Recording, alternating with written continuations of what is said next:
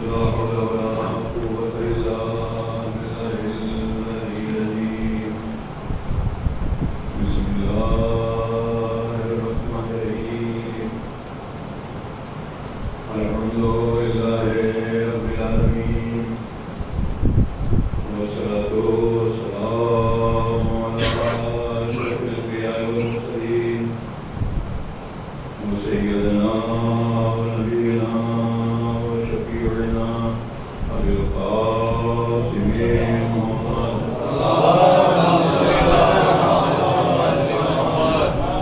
وآل بيته الطيبين الطاهرين، ولعنة الله على أعدائهم أجمعين. أما بعد فقد قال الله سبحانه وتعالى وقوله الحق. بسم الله الرحمن الرحيم. لقد خلقنا الإنسان في أحسن تقويم. صلوات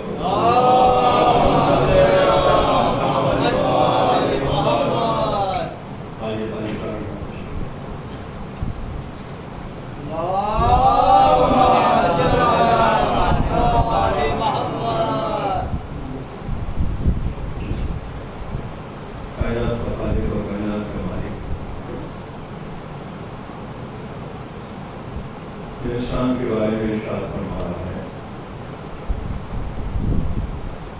ہم نے انسان کو بہترین انداز پر پیدا کیا، ہم نے انسان کو بہترین صاف پر خلق کیا، ہم نے انسان کو بہترین صلاحیت سے نوازا۔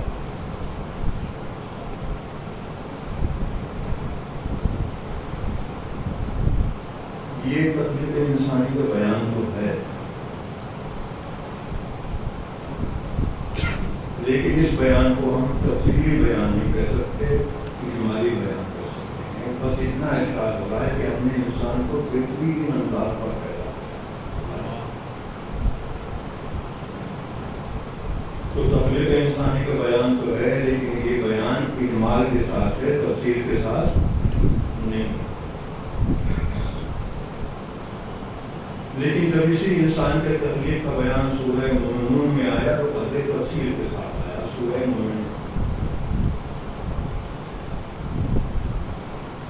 مومنون کے اندر خالق نے فرمایا ہم انسان کے نقطۂ وجود کو صفحۂ رحم پر قائم کرتے ہیں، پھر یہی نقطۂ وجود ہے جسے خون بستہ کی شکل میں تبدیل کر دیتے ہیں، پھر یہی خون بستہ ہے جسے پارچہ گوشت کی شکل دے دیتے ہیں، یہی پارچہ گوشت ہے جس کے اندر ہڈیوں کو سکون قائم کر دیتے ہیں، پھر یہ ہڈیاں ہیں جن کے اوپر گوشت کا غلاف کروا دیتے ہیں۔ ثم انشأناہ خلقا آخر، انسان کو نئی آفرین سے مالا مال کر دیتے ہیں۔ یہ بھی تخلیق انسانی کا بیان ہے، لیکن تفصیل کے ساتھ۔ پہلے نقطۂ وجود جو نیا خانہ رحم کے اندر محفوظ ہوتا ہے، پھر یہی نقطۂ وجود جسے خون بستہ کی شکل دے دی جاتی ہے، پھر یہی خون بستہ ہے جسے پارچہ گوشت کی شکل میں تبدیل کر دیا جاتا ہے، پھر یہی پارچہ گوشت ہے جس کے اندر ہڈیاں قائم کر دی جاتی ہیں، پھر یہی ہڈیاں ہیں جن کے اوپر گوشت کا غلاف چڑھا دیا جاتا ہے، اور پھر انسان کو نئی آفرینت سے مالا مال کر دیا جاتا ہے۔ اگر آپ نے توجہ کے ساتھ ترجمہ سماعت فرما لیا ہے تو دیکھیے ان آیات کے اندر 6 حالتیں بتائیں انسان کی قرآن کریم، اور میڈیکل سائنس بھی آج یہی کہہ رہا کہ جب انسان رحم مادر میں ہوتا ہے تو وہ ان 6 حالتوں سے گزارا جا سکتا ہے، گزارا جاتا ہے۔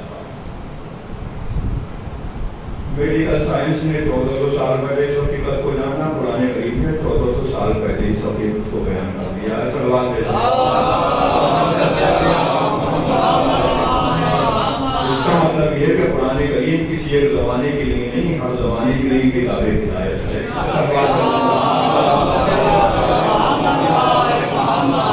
تو 6 حالتیں بتائیں قرآن کریم نے جب ہر ایک انسان وہ کسی بھی مذہب سے تعلق رکھنے والا ہو، کسی آغوش میں آنکھ کھولنے والا ہو، جب وہ رحم مادر میں ہوتا ہے تو 6 حالتوں سے 6 مراحل سے گزارا جاتا ہے. اور یہ بھی عجیب اتفاق ہے. تخلیق انسانی یعنی دنیا میں آنے سے پہلے جب انسان شکم مادر میں ہوتا ہے تو 6 حالتوں میں رہتا ہے. اور یہ بھی عجیب حسن اتفاق ہے جب یہی انسان پیدائش کے بعد دنیا میں آتا. یہ قرآن نے پیدائش سے پہلے 6 حالتیں بتائیں انسان کی، اور جب یہی انسان پیدائش کے بعد گلشن عالم میں آتا ہے تب بھی جسم 6 حالتوں میں ہوتا. اس بات کو محفوظ رکھیں، پیدائش سے پہلے قرآن کریم نے 6 حالتیں انسان کی بتائیں جب وہ شکم مادر میں ہوتا. لیکن یہی انسان پیدائش کے بعد گلشن عالم میں آتا ہے تو تب بھی جسم 6 حالتوں میں ہوتا. یا تو جسم جاگ رہا ہے یا سو رہا ہے. شمار فرماتے رہے آپ، یا تو جسم جاگ رہا ہے یا سو رہا ہے، یا جسم حالت صحت میں ہے یا حالت بیماری میں. کتنی حالتیں ہوئی؟ 4 ہو گئی. یا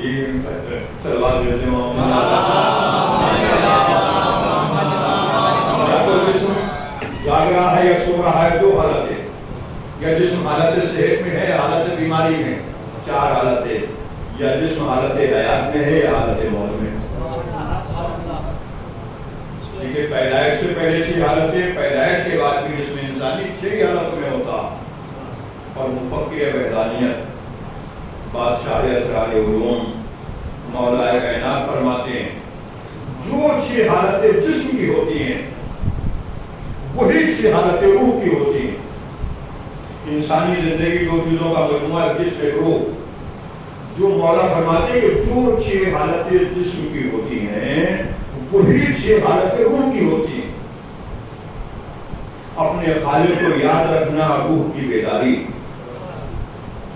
اپنے خالق کو بھلا دینا روح کی نیند، قادر مطلق کی مدد پر یقین ہونا روح کی صحت، مسبب الاسباب کی مدد پر یقین نہ ہونا روح کی بیماری، خالق حیات کے پیغام کا علم ہونا روح کی حیات، اس کے پیغام کا علم نہ ہونا روح کی موت. صلوات علی محمد.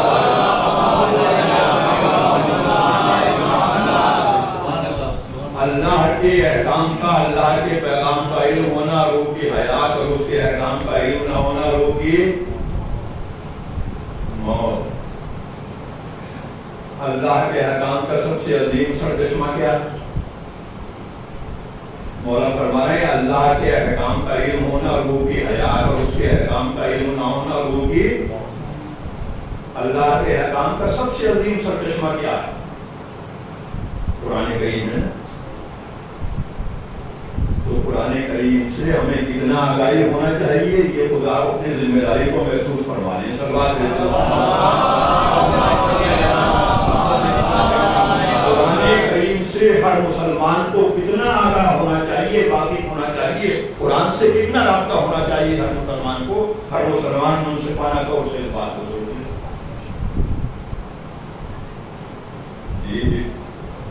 لیکن جس کا علم سب سے زیادہ مسلمان کو ہونا چاہیے اسی کا علم سب سے زیادہ کم ہے. صلوات بھیجتے ہو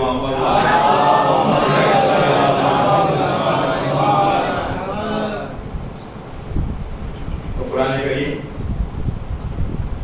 سے ہمیں رابطہ ہونا چاہیے، وابستگی ہونا چاہیے، آگاہی ہونا چاہیے. قرآن کریم عزیزو مرحومین کے اشارے ثواب کے لیے نہیں آیا. قرآن کریم مردوں سے پہلے زندوں کی ہدایت کے لیے آیا ہے. صلوات بھیجتے ہو.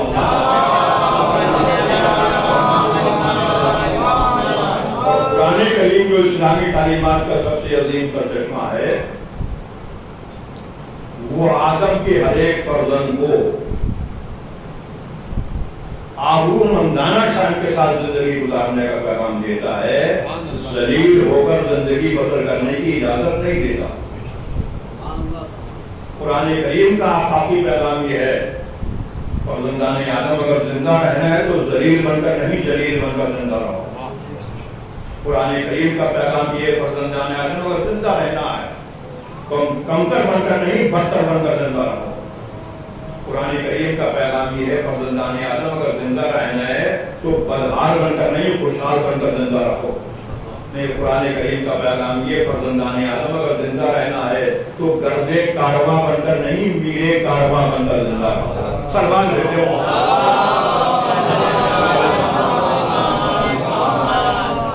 تو قرآن کریم کے ماننے والوں کو دنیا کی ہر ترقی میں سب سے آگے ہونا چاہیے تھا، لیکن سب سے پیچھے نظر آ رہے ہیں. سلمان دیتے ہو.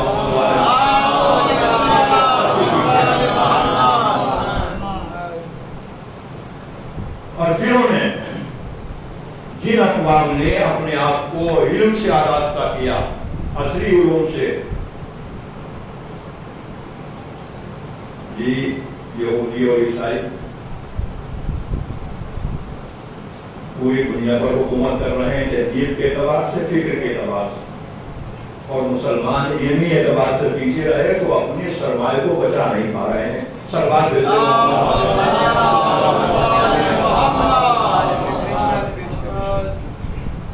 تو قرآن کریم باعزت طور پر زندہ رہنے کا پیغام دیتا ہے، ذلیل بن کر زندگی گزارنے کی اجازت. اور انسانی آزادی کے سرکار حسین ابن علی نے کیا فرمایا؟ انسانی آزادی کے سرکار حسین ابن علی نے فرمایا تھا ذلیل ہو کر زندہ رہنے سے عزت کی موت پر جانا بہتر.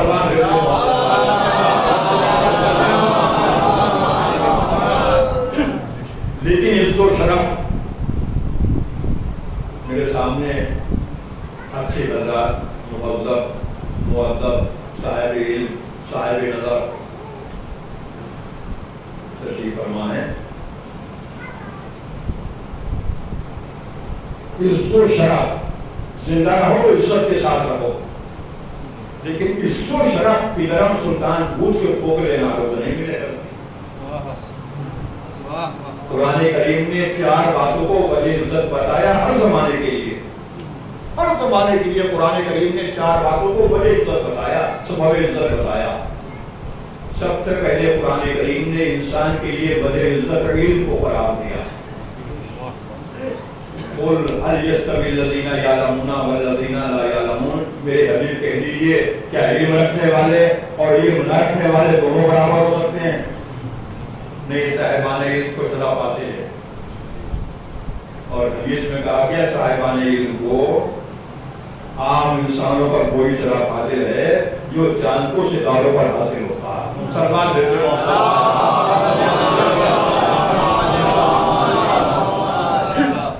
اور جس صادق و امین پیغمبر پر قرآن کریم نازل ہوا جن کا نام نامی اور اسم گرامی حضرت احمد مصطفیٰ،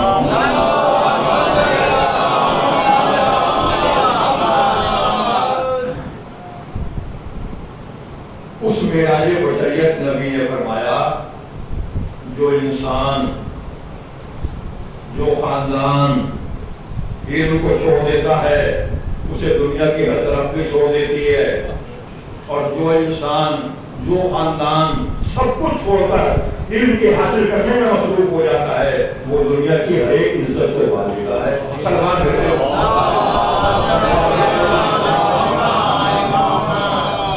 اس کا ارشاد ہے نبی آخر کا، رسول اعظم کا، چاہیے بھی لکھا کہ ہر مسلمان اپنے گھر کے اندر نبی کے ارشاد کو آویزہ کرتا اور روز اس پر نظر ڈال دیا کرتا. سربات جو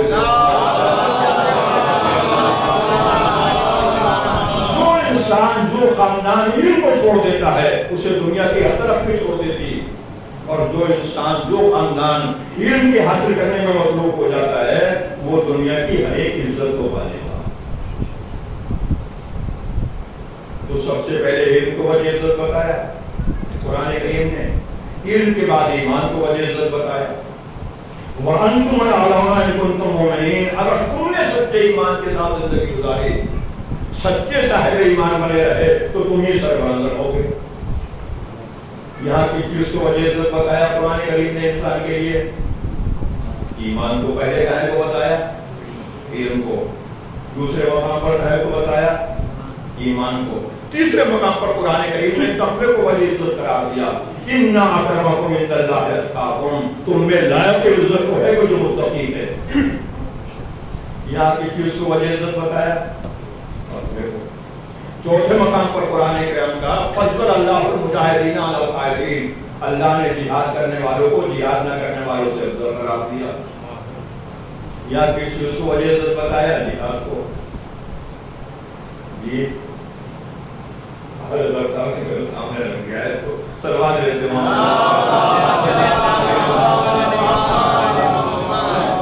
پیغام کے طور پر زندہ رہنا ہے تو باعزت بن کر زندہ رہو, اور باعزت بن کر زندہ رہنا چاہتے ہو تو چار باتوں سے تمہیں اپنے آپ کو آراستہ کرنا پڑے گا. پہلے علم, دوسرے ایمان, تیسرے تقویٰ, چوتھے جہاد. لیکن ملحوظ خاطر ہے جہاد اسلحے کے ذریعے نہیں ہوتا. یہ جہاد صرف اسلحے کے ذریعے نہیں ہوتا, جہاد قلم کے ذریعے بھی ہوتا ہے. جہاد قلمی کے ذریعے نہیں ہوتا بلکہ جہاد زبان کے ذریعے بھی ہوتا ہے. جہاد زبانی کے ذریعے نہیں ہوتا, جہاد مال کے ذریعے بھی ہوتا ہے. جہاد مالی کے ذریعے نہیں ہوتا, جہاد اولاد کے ذریعے بھی ہوتا. جہاد اولادی کے ذریعے نہیں ہوتا بلکہ جہاد اپنے نفس کے ذریعے بھی ہوتا. اگر انسان مضامین لکھنا جانتا ہے, لکھ سکتا ہے, تو اسے اچھی باتیں لکھنے کے بعد جہاد کی طرف کا اشتراک کرنا چاہیے. انسان کے اندر قوت گویائی ہے تو اچھی باتیں مجمع کو پہنچانے کے بعد اسے جہاد پہ لسان کا اشتراک کرنا چاہیے. اللہ نے اگر یہ مال سے نوازا ہے تو اپنے مال کو نیک کاموں میں خرچ کرنے کے بعد جہاد پہ مال کا اشتراک کرنا چاہیے. اگر اللہ نے نعمت اولاد عطا کی ہے تو اپنی اولاد کی صحیح تربیت و پرورش کرنے کے بعد جہاد کی اولاد کا سربراہ کرنا چاہیے. انسان صاحب قلم بھی نہیں ہے, صاحب زبان بھی نہیں ہے, صاحب اولاد بھی نہیں ہے, صاحب مال بھی نہیں ہے, تو ہر انسان صاحب نفس تو ہے. اسے اپنے نفس کو پاکیزہ بنانے کے بعد جہاد بھی نفس کا شرف فرض کرنا چاہیے. قرآن کریم آدم کے ہر ایک فرزند کو مجاہد بننے کا پیغام دیتا ہے, منافق بنے رہنے کی اجازت نہیں دیتا. سلمان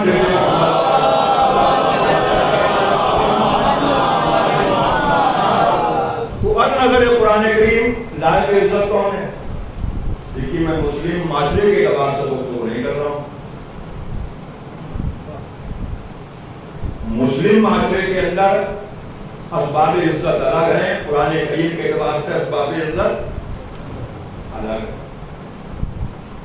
مسلم معاشرہ الگ ہے, قرآن کریم کا پیغام الگ. ایسے نہیں.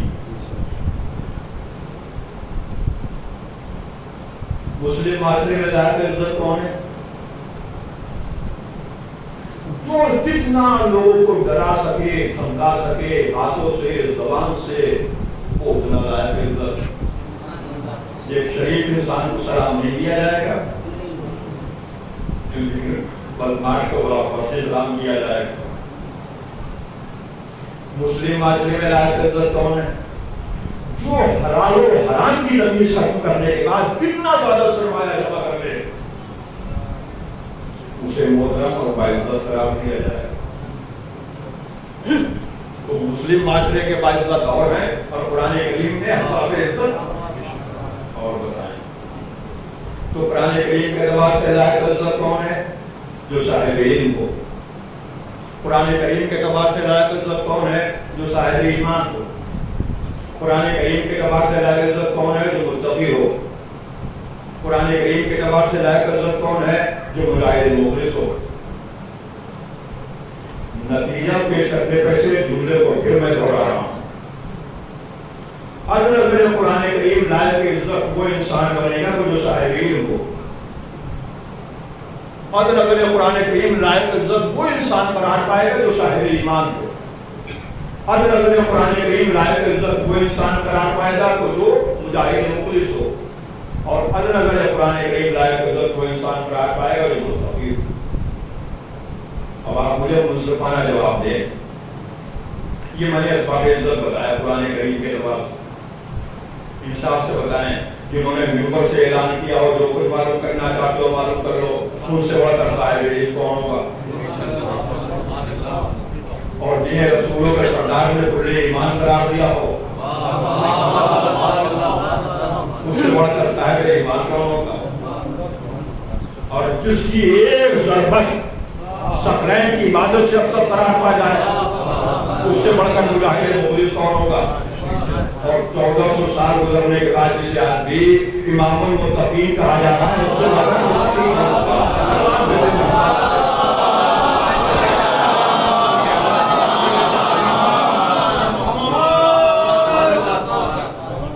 لیکن میں یہاں رکوں گا نہیں، بس یہی نہیں رکوں گا، میں آگے بڑھوں گا۔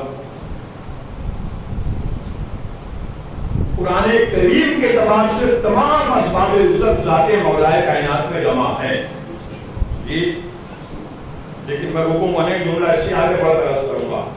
منصفانہ طور پر فرمائیں، جب علی اتنے باعزت ہے تو وہ نبی کتنا باعزت ہوگا جسے علی نے کے عزت مانگ نے اپنا سید الفردان تسلیم کیا۔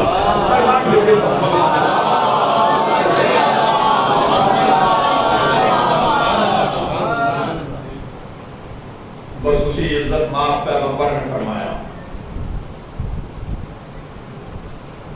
اسباب عزت چند باتیں ہیں، یہ تو عزت میں اضافے گا۔ اسباب عزت کی 4 باتیں ہیں، نبی نے فرمایا چند کام ایسے ہیں جس سے انسان کی عزت میں اضافہ ہوگا۔ اگر صاحب عزت ہے اور ان کاموں کو انجام دے گا تو پھر اس کی عزت میں اور اضافہ ہوگا۔ یہ کس کا ارشاد ہے؟ اس رسول اعظم کا ارشاد ہے 1400 صدیاں گزرنے کے بعد، جس کا ایک ارشاد بھی غلط ثابت نہیں ہو سکا ہے۔ سرکار وہ صادق ہے، اور ایسا صادق کہ دشمنوں نے نہیں 1400 سال سے جسے صادق ہی کہا جا رہا، اور صادق ہے جس کا ایک ارشاد غلط ثابت نہیں ہوا۔ تو سید المرسلین نے فرمایا چند کام ایسے ہیں جس سے انسان کی عزت میں اضافہ ہوتا۔ بزرگ بہتر جانتے ہیں، لیکن مجھ سے تھوڑا سا سامان کرنا ہے۔ یہ مجالس جو ہیں یہ ہمارے یہاں رسم کے طور پہ نہیں ہونا چاہیے، درس کے طور پر ہونا چاہیے۔ سلوات دیتے ہوں۔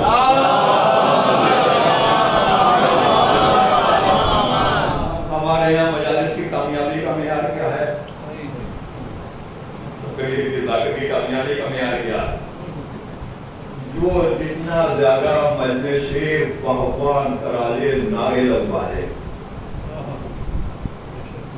اتنا بڑا تھا، اتنی کامیاب مجلس ہے۔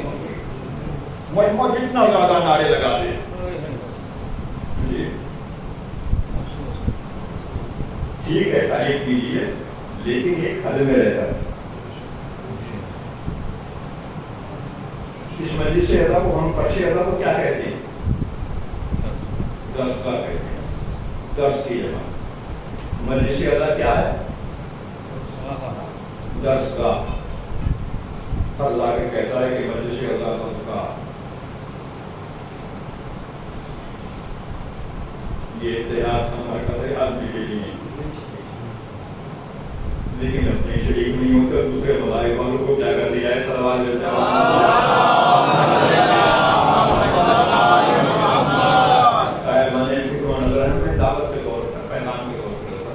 انصاف سے بتائیں، ذکر اہل بیت، ذکر نبی اور ذکر آل نبی،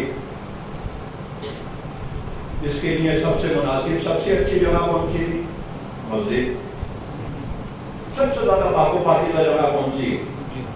تو نبی اور اہل بیت نبی کے ذکر کے لیے سب سے اچھی جگہ مسجد۔ لیکن ہمارے بزرگوں نے الگ امام بارگاہیں کیوں بنائیں؟ تو مسجدوں میں ذکر ہو سکتا تھا، لیکن یہ الگ امام بارگاہیں کیوں بنائی بزرگوں نے؟ یہ الگ امام بارگاہیں اس لیے بنائی تھی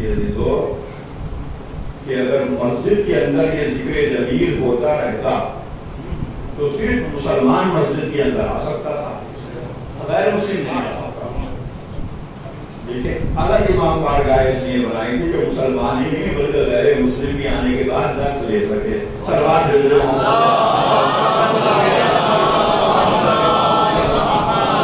یہ ہر ذاکر اور شاعر کی ذمہ داری داری ہے کہ آنے والوں کو دور نہ کرے بلکہ قریب بلانے کی کوشش کرے.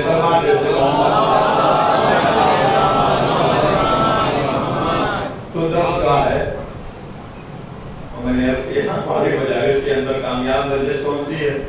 کامیاب ذاکر کون سا ہے؟ جو جتنا زیادہ شور مچوا دے مجلس اتنی بڑی کامیاب مجلس اتنا بڑا ذاکر اور وہی لا کے کہتا ہے کہ یہ مجلس اعلیٰ درس گاہ ہے. تو بھیا اگر درس گاہ ہے تو ذرا مجھے انصاف سے بتا دیں دنیا کی کون سی ایسی درس گاہ ہے جہاں درس میں جو ہے چلایا جاتا ہو سب وقت میں دیوان جہاں درس گاہ میں شور بجایا جاتا ہو. شور نہیں بجایا جاتا توجہ کے ساتھ سنا جاتا ہے اور یاد رکھا جاتا ہے. سب وقت میں دیوان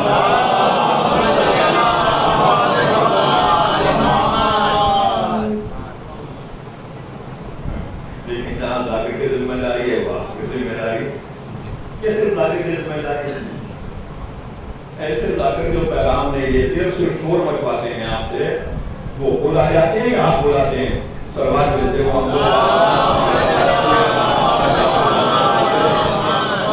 ذاکر کی ذمہ داری ہے آپ کی ذمہ داری ہے سلوات ملتے ہو. میں نے عرض کیا نبی صالح نے فرمایا 4 باتیں اذن اللہ قرآن کریم جو ہے ذات کی عزت ہیں اور چند کام ایسے ہیں جن پہ انسان کی عزت میں اضافہ ہوتا ہے.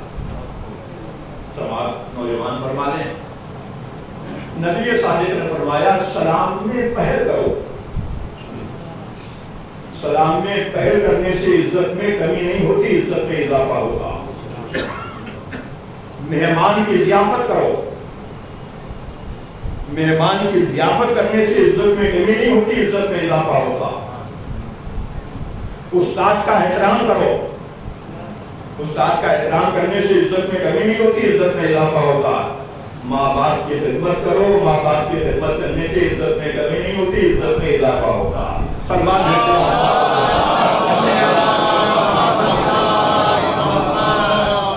یہ ماں باپ کی خدمت کرو عزت میں کمی نہیں ہوتی عزت میں اضافہ ہوتا ہے. لیکن جہاں اولاد کی ذمہ داری ہے کہ ماں باپ کا احترام کرے وہاں ماں باپ کی ذمہ داری بنتی ہے کہ اولاد کی صحیح تربیت و پرورش کر لے.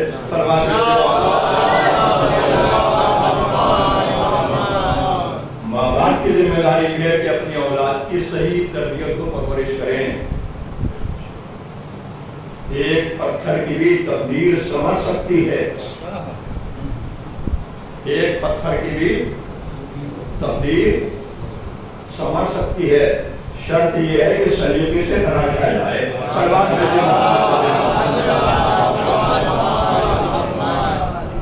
پتھر اگر تراشے دیے جانے کے بعد تاج محل بن جاتا ہے تو انسان کو اصل میں مخلوقات ہے.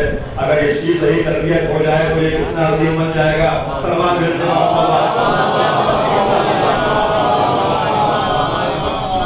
اسی لیے پھر نبی نے فرمایا بس میں اپنے بیان کے اختتام تک لے آیا.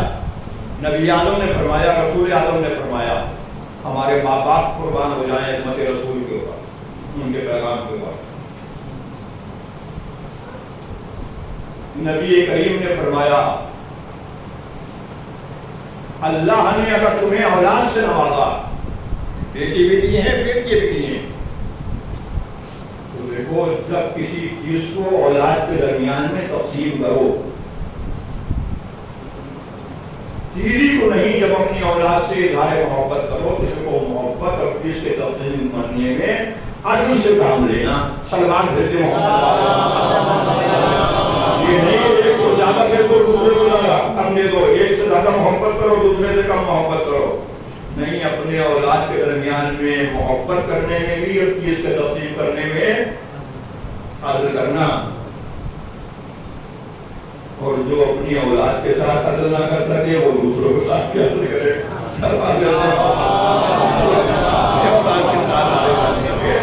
دوسروں کے ساتھ کیا عدل کرے گا. تو اپنی اولاد کے درمیان میں عدل سے محبت بھی کرو چیز کو تقسیم بھی کرو. دوسرے اپنے بچوں کے لیے ماحول کو اچھا اور پاکیزہ ماحول بناؤ. اگر اپنے بچوں کو تربیت کرنا ہے سنوارنا ہے لائق فکر لائق فخر بنانا ہے تو اپنے گھر کے ماحول کو جو ہے اچھا مؤدب اور مہذب ماحول بناؤ، اس لیے کہ ماحول ایک ایسا مدرسہ ہے جس کے سبب کو بچہ غیر ارادی طور پر یاد کر دیتا ہے۔ میں اپنے وعدے کے مطابق عرض کر رہا ہوں، اپنے گھر کے ماحول کو اچھا ماحول بناؤ تاکہ بچے اس ماحول میں رہنے کے بعد اچھے بن سکیں۔ اور یہ لفظی پیغام اور یہ سیرت ہے۔ نبی کریم ہیں، آپ کی بیٹی فاطمہ زہرا ہیں، آپ کے دونوں شہزادے ہیں حسن و حسین، اور آپ گھر کی کنیز فضہ، سب ترتیب فرما۔ گھر کے ماحول کو اچھا ماحول کیسے بنایا جائے، یہ نبی نے مثال، پوری زندگی کی مثال ہے، اسوہ حسنہ ہے نبی کی زندگی۔ لیکن یہ مثال، یہ سب بیٹھے ہوئے ہیں، نبی نے اپنے گرد اپنے چاہنے والوں کو دیکھا، بھائی کو، بیٹی کو، نوازوں کو، گھر کی کنیز کو، اور نبی نے مسکرا کر کہا، میرے اہل بیت، میں چاہتا ہوں کہ ہم میں سے ہر ایک ایسا جملہ کہے جس میں شیشے کی چمک، شہد کی شیرینی اور بال کی باریکی کی مثال آ جائے۔ ہم میں سے ہر ایک، میں چاہتا ہوں، میری کوشش میں ہے کہ ہم میں سے ہر ایک جملہ کہے جس میں شیشے کی چمک، شہد کی شیرینی اور بال کی باریکی کی مثال آ جائے۔ تو سب سے پہلے گھر کی کنیز نے کہا، فضہ نے، اللہ کے رسول اجازت ہے کہ یہ کنیز عرض کرے؟ کہا فضہ کہو، ہم نے تو اسی لیے اعلان کیا۔ اب حضور میرا جملہ یہ ہے، زکوٰۃ شیشے سے زیادہ روشن، ادائیگی زکوٰۃ کی لذت شہد سے زیادہ شیریں، لیکن مال زکوٰۃ کو صحیح مقدار تک پہنچا دینا یہ بات سے زیادہ بھاری۔ صلوات کرتے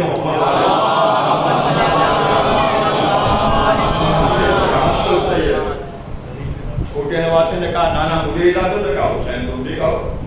کہا نانا میرا جملہ یہ ہے، ایمان شیشے سے زیادہ روشن، لذت ایمان شہد سے زیادہ شیریں، لیکن انسان کا اپنے کو با ایمان بنائے رکھنا یہ بات سے زیادہ بھاری۔ بڑے نواسے نے کہا، نانا مجھے اجازت ہے، کہا حسن تم بھی کہو۔ کہ نانا میرا جملہ یہ ہے کہ مہمان شیشے سے زیادہ روشن، مہمان نوازی کی نظر شہد سے زیادہ شیریں، لیکن وقت رخصت تک مہمان کو اپنے سے راضی رکھنا یہ بات سے زیادہ بھاری۔ مولا کائنات نے کہا، یا رسول اللہ مجھے بھی اجازت ہے کہ میں بھی بتا، علی تم بھی کہو۔ کہا حضور میرا جملہ یہ کہ علم شیشے سے زیادہ روشن، لذت علم شہد سے زیادہ شیریں، لیکن صاحب علم کا اپنے کو صاحب کردار بنائے رکھنا یہ بات سے زیادہ بھاری۔ بیٹی نے کہا، بابا مجھے بھی اجازت ہے، کہا فاطمہ زہرا تم بھی کہو۔ کہا بابا میرا جملہ یہ ہے کہ دیندار خاتون شیشے سے زیادہ روشن، خاتون کی دیداری اس کے لیے شہد سے زیادہ شیریں، لیکن خاتون کو اپنے کو دیندار بنائے رکھنا یہ بات سے زیادہ بھاری ہے۔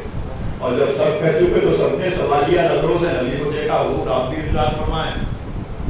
تو نبی نے فرمایا، میرے اہل بیت میرا جملہ یہ کہ منصب نبوت شیشے سے زیادہ روشن، تعلیمات نبوت کی لذت شہد سے زیادہ شیریں، لیکن اولاد رسول سے محبت رکھنا یہ بات سے زیادہ بھاری ہے۔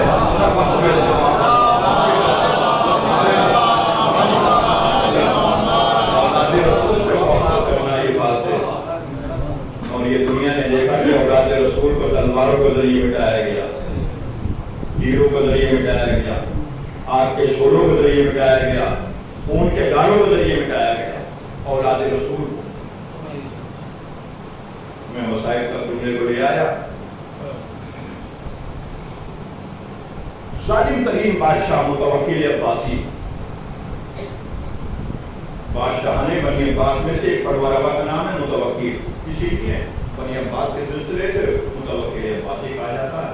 جب متوکل عباسی نے نواسہ رسول کے روضے پر حسین کے چاہنے والوں کو جھوک در جھوک آتے ہوئے دیکھا، کارواں در کارواں آتے ہوئے دیکھا، تو اسے رہا نہیں کیا،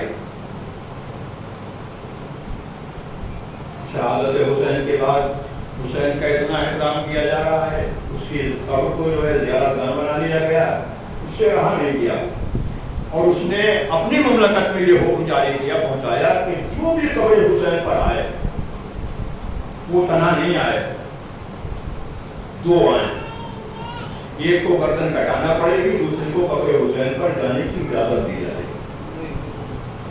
حکم کس لیے دیا گیا تھا کہ اس حکم کو سننے کے بعد نوازش رسول کے جانے والے جو ہیں قبر حسین پر آنا چھوڑ دیں گے، لیکن دیکھنے والوں نے دیکھا دو بھائی آتے، ایک گردن کٹا دیتا، دوسرا قبر امام پر پہنچتا، باپ اور بیٹے آتے، ایک گردن کٹا دیتا، دوسرا قبر امام پر پہنچتا، دو دوست آتے، ایک گردن کو کٹا دیتا، دوسرا قبر امام پر پہنچتا، دو بہنیں آتی، ایک گردن کٹا دیتی، دوسری قبر امام پر پہنچتی، ماں اور بیٹیاں آتی، ایک گردن کٹاتی تھی، دوسری قبر امام پر پہنچتی۔ جب یہ ظلم کا سلسلہ جاری و ساری تھا تو ایک روز صبح کو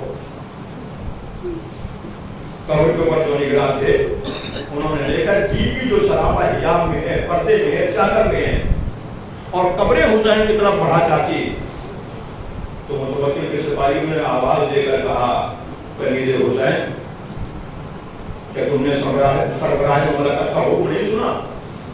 سربراہ مملکت کا حکم یہ کہ آنے والے دو آئیں گے، ایک کو گردن کٹانا پڑے گی، دوسرے کو قبر حسین پر جانے کی اجازت دی جائے گی، کیا تم نے حکم نہیں سنا؟ اس بیوی نے بڑے اعتبار کے ساتھ کہا نہیں، حکم سنا ہے، اسی لیے تنہا نہیں آئے ہوں، گودی میں چاند سے بچے کو لے کر آئی، میری گودی میں چاند سا بچہ، شوہر کا انتقال ہو چکا ہے، سبحان اجڑ چکا ہے، اس بھری پوری دنیا میں یہ بچہ ہے جو میری گودی میں میری زندگی کا سہارا، اسے لے کر آئے۔ متوکل کے سپاہیوں نے کہا عاشق حسین، تلمید حسین، تو حسین کی محبت میں اپنی گردن کٹانا چاہتے ہو یا اپنے بچے کی؟ فیصلہ کرو جلدی، بچے کی گردن کاٹی جائے گا تمہاری؟ یہ سننے کے بعد اس بیوی نے گودی میں لیٹے ہوئے چاند سے بچے کو دیکھا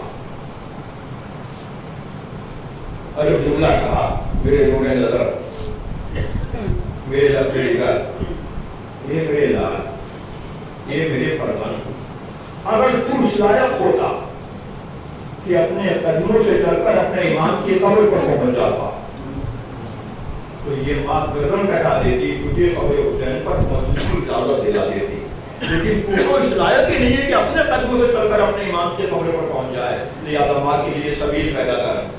یہ کہہ کر ایک مرتبہ بیوی نے گودی پھیلائی اور زمین و آسمان کانپے، جس نے کہ ماں کی آغوش میں بچے کی ننھی سی گردن کو قلم کر دیا گیا۔ اس بیوی نے بہتے ہوئے خون کو دیکھا، تڑپتے ہوئے لاشے کو دیکھا، اور اپنے سینے سے بچے کے سر و تن کو لہرائے ہوئے قبر امام پر پہنچی، قبر کے قریب میں اپنے بچے کے سر و تن کو رکھا اور اپنی آنکھوں کو قبر حسین پر رکھا اور کہا فاطمہ زہرا کے لال، نبی کے نواسے، اے میرے مظلوم آقا، میں آپ کی کس کس مصیبت پر گریہ کروں؟ کیا آپ کی دشمن لگی پر؟ کیا آپ کی دیات پر؟ کیا عزیزوں کے لاشیں اٹھانے پر؟ کس کس مصیبت پر گریہ کروں؟ یہ کہتی رہی اور روتی رہی، اور کچھ دیر کے بعد متوکل کے سپاہیوں نے کہا کہ یہ حسین دیر ہو چکی ہے، قبر حسین کو چھوڑو، چلی جاؤ۔ بلکہ سننے کے بعد اس بیوی نے ایک مرتبہ اپنے بچے کے سر و تن کو دیکھا جو قبر کے برابر میں رکھ دیا تھا، اور اسے دیکھنے کے بعد پھر قبر حسین پر نظر ڈالی اور ایک جملہ کہا، نبی کے نواسے فاطمہ زہرا کے لال، اے میرے مولا میرے آقا، جب آئی تھی تو گودی آباد تھی، جب جا رہی ہوں تو آغوش خالی ہو چکی۔ میں کہوں گا بیوی بڑے صبر کا مظاہرہ کیا، بڑے حوصلے کا مظاہرہ کیا، اپنی گودی میں حسین کی محبت میں اپنے بچے کی گردن کو کٹا دیا، لیکن جب جانے لگی تو مولا سے شکایت کر دی۔ حسین جب گودی میں جب آئی تھی قبر پر تو گودی آباد تھی، جب جا رہی تو گودی خالی ہو چکی ہے۔ بس یہی فرق ہے دوسری ماؤں میں اور کربلا کی ماؤں میں۔ کربلا کی مائیں اپنے بچوں کو سجانے کے بعد مقتل میں بھیج رہی تھی اور یہ کہہ کر بھیج رہی تھی اگر میدان سے زندہ پلٹ کر آئے تو تمہارا گرو معاف نہیں کیا جائے گا، اور جب لاشا حسین خیمے میں لاتے تھے تو مائیں سجدہ شکر میں سر رکھتی تھی، پروردگار تیرا شکر ہے کہ میری قربانی تیرے دین کے کام آ گئی۔